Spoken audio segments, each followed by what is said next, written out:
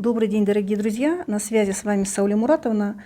В этом видео мы с вами продолжаем знакомиться с нюансами послелогов казахского языка.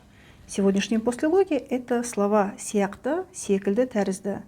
Взаимозаменяемые слова – это слова-синонимы, общий смысл которых, как в контексте, похож.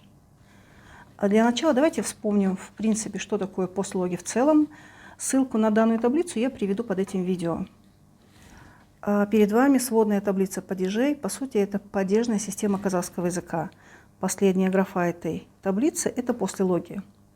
Послелоги – это группа вспомогательных слов, которые самостоятельно никогда не используются. Послелоги казахского языка отчасти являются аналогом русских предлогов.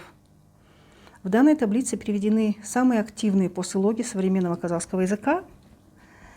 Все послелоги разделены четко на 5 групп, и используются они только в сочетании с каким-то падежом. Сегодняшний послелог – это сиякта, секельді, тәрізді. Давайте в таблице найдем, к какому падежу эти послелоги относятся. Это послелоги именительного падежа.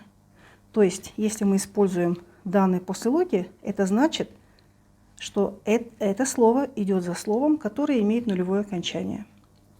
И если перед нами задача перевести словосочетание как «отец» в контексте «похож на отца», мы переводим просто «әке сиякты», «әке секілді», «әке тәрізді».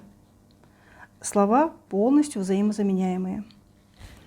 Также очень часто от слушателей поступает вопрос, а как же быть с вариантом предложения «как отец?». В данном контексте это является вопросом. И слово «как» здесь является вопросительным местоимением. Поэтому перевод вопроса «как отец» будет просто «әке қалай?».